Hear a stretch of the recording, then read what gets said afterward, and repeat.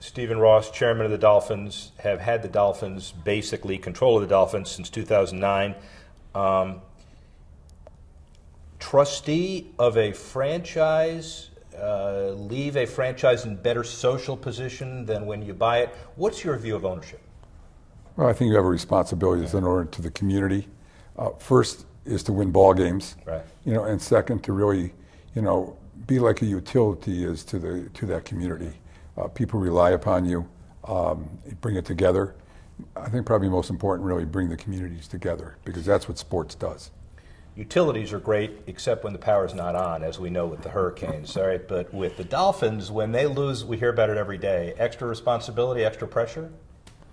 No, I mean, I think anything I do, I want to win. So it's, that doesn't create, any extra responsibility or pressure.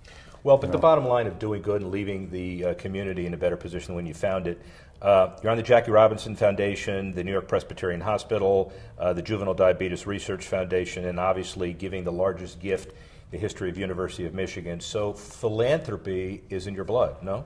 Yes, I think giving back is probably one of the great things, I always say give till you feel good, and I've been fortunate, so I've been able to give, and I really believe in it.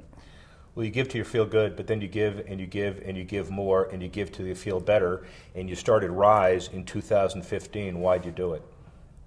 Well, it was, I never really thought I would really be involved in anything like that, but then we had this bullying incident in Miami here, and when you saw it in the front page of the papers across the country, for several months, I started to realize, knowing that racism has always been an issue in this country, and it's one that people, don't feel comfortable talking about or really discussing much, but it's always the elephant in the room. And then when you saw what happened here, and knowing that you kind of own that issue with regard to bullying in sports, they'd always refer to the Miami Dolphins. And then just thinking about it, I've always believed, when you have a real negative, how do you create a positive out of it? And I think that I thought about it, and knowing that, with relationships I had and with it being so public and universal, that I could really put the things together that I, really could control and have an impact on and bring everybody together. Because as I thought about it, sports is really the common denominator in the world today. It always has been. And if there's any place where there's equality, it's really in sports. And therefore, but no one has ever used the fact that sports can create change for the positive. And so the thought was with Rise, by bringing everybody together, and I was able to, with my relationships, get all the commissioners of every single sport in this country. And then at the same time, I deal with the television networks and get the heads of every sports department of every network, the 5 of them, on my board, and working together that could really do something to deal with the biggest, what I thought is probably one of the biggest issues in America today, if not the biggest issue, even though it's not discussed that often. And let's put this in context, because you will react to things you're emotional about, but you are obviously well thought out. You grow up in Detroit, you see some racial inequality firsthand, and the Dolphin bullying issue might have been a catalyst to some, but you've thought about this for a lot longer. Well, I grew up in Detroit, and we didn't have the racial inequality there. I grew up in a mixed neighborhood, and then I moved to Florida to attend high school, and unfortunately, I'm so old, we had segregation back then. And to see... What high school, by the way? Miami Beach High School. Thank you. Okay. Same school. Just want to make sure we got that in there. Okay. And to see it, and I played ball, and we never played against any black players, and seeing it all the time, it felt different. Something I was really kind of uncomfortable about, but never thought I'd be in a position where I could have any really leadership in dealing with that issue. So the bottom line of all of that is that you have the ability and the leverage to have leadership in this issue, but when you bought the Dolphins in 2009, the controlling interest in the Dolphins, did you think about the Rise concept, or generally how you could use a sports platform to do social good? No, I never really thought about that. I mean, you buy a sports team because I love sports. I wanted the challenge of creating a winner, which is a little more difficult than I thought it would be. But I mean, that's still, my goal. is, and where I'll get probably the most satisfaction, if I'm in the position to hold up the Super Bowl. But also now knowing the importance, I always knew the importance because I saw what sports does in owning a franchise, how it can bring the communities together. And that is, I think, so important in doing that. I mean, being a real estate developer, and it's really kind of the goal of every real estate developer is to do something transformational and beneficial to the cities in which they do their work. Well, and also, when you listen to your players, they have profound respect for you, not just because you stand up regarding somebody's tweet as to the business, leave that alone. But the idea of being able to put this Get Out the Vote program that all of the Dolphins signed up for too, and they do it. They do it because of the message, not because the owner tells them so. Well, I mean, I think I have so much respect for these players. I think a lot of the public probably doesn't. They think they're just athletes, and today's athletes playing at this level, they're very smart. They're a lot more sophisticated. Sure, they're a little bit more one-dimensional than you'd like to see because they put so much passion and energy in their profession. And I think, but opening them up to new things. And I think part of being an owner is to really put the players in a position, knowing that their careers are short, that they're able to succeed in life after that, because that's a lot longer period than their athletic career.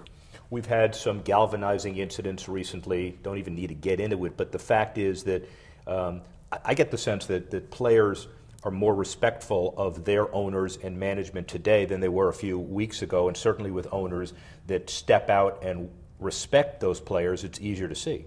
Well, I mean, it was something, I did naturally. I could see the issues of how the new paradigm is with sports owners and how people are looking at sports. When you can see social issues and how they intersect with sports and how then people look to sports. I mean, it's part of the Ray Rice issue that we had there with domestic violence and some of the other, social issues that have appeared, and how people really, say, hey, sports has an obligation today. It's a whole new paradigm today in sports. And then I think players are now picking up on that and seeing what they can do and how they can be involved, and seeing that there is a role for them in their leadership position. National show, Jocelyn Benson, magnificent executive director and CEO of this organization. Talk about how national this organization is, not just because the commissioners are on the board, but what you're doing around the country. Well, I mean, this is a national issue. I mean, we're not dealing with something that's regional. It doesn't pertain to one team. I think one of the reasons why we were able to get all the leagues and all the networks together is because one team, if they started getting involved in it, people would think they had a problem, and or one sport had a problem. And I think everybody in sports realizes they don't have a problem, the country has a problem, and they can do their part in trying to make this a greater country. Let's talk just briefly about the trusteeship as it relates to South Florida. As a guy who's generated public money from all over the country, I can tell you did something that nobody expected relative to other communities. You write basically a $500 million check to renovate this stadium, make it first-class condition, bring in Super Bowls, Classico, other major events with economic impact. Why do you do it? And I could ask you if you were appreciated enough about it. Let's leave that alone. But why do you make that kind of investment? Well, I mean, I think whatever I do, I want to be best in class. And, I felt that, I just don't want to own something for the sake of owning it or do something for the sake of doing it. I want to be the best. And I think, it's great for South Florida. This is a great community. It's a very aspirational place today in the world, internationally, and it didn't have a first-class stadium. And if I'm going to have a first-class organization, I want to play in a first-class, building. And I think how it will do and what it will do for South Florida, bringing some of the events that you mentioned, like our classical soccer. Yeah. We're having the Super Bowl here in 2 years, which we hadn't had the Super Bowl in decades because we didn't have a first-class stadium. Yeah. And I think we will now have repetitive soccer, Super Bowls, will be other great major events, because Miami is really a great event city. So those of us who grew up in South Florida, and just let's remember, this is the original Miami Dolphin 1966 ticket, and we come back and we expect perfection, and we expect perfection every year, and you knew it because you're a Beach High guy as well. Does the fact that some of us continue to harp on the 1972 perfect season legacy bother you? Would you like to punch me right now for asking that question? No, I mean, it's something we all aspire to. and you can never really, be upset with somebody not wanting to aspire to be perfect. Right. I mean, that's a hard thing to do, and that's what's so unique about the 72 Dolphins. They achieved something that no other team has ever done. I mean, and every team every year sets that as their goal. So you know how difficult it is because it's never been achieved other than that one time. I mean, I want to bring Super Bowls. I want to have a winning team. I think the community there's nothing that brings this community together when you see them win. I mean, there's nothing a better feeling, in the stadium, in the city, and everything else, and the whole South Florida area now that's grown so big. So, I love hearing about the 72 Dolphins. I mean, I think, I can't wait to see every year to see at least a team lose a game. So we're still the only undefeated. And by the way, the brand, just as a paid political announcement, it keeps getting earlier every year. This year, after 4 weeks. Well, we still have Kansas City. We'll deal with them. That's okay. We'll deal with that. So the other bottom line, as far as Power of Sports is concerned, is you talked about it immediately. The melting pot, the Merrill boat lift. There is a tremendous history of people coming to this community, first, second, third generation, from all over. Tell us why you think sports is so powerful and can be an agent of social change. Well, I mean, it is the common denominator in the world, and it brings everybody together. I mean, people aren't looking at from an economic standpoint. The fans, you can be sitting, the economic disparity between people sitting next to each other could be great, but they don't care. I mean, they're high-fiving, they're having fun, they're rooting for their team. It brings them together. It doesn't matter white, black, or whatever you come from. You have a common cause. And that's what sports does. It brings people together.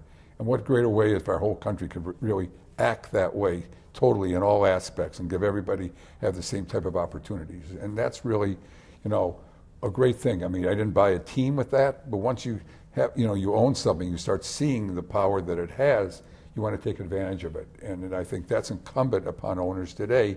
There's a new responsibility that they have. And that's why I think so much is being done today, or said today, in dealing with the issues in sports and how you read about it today.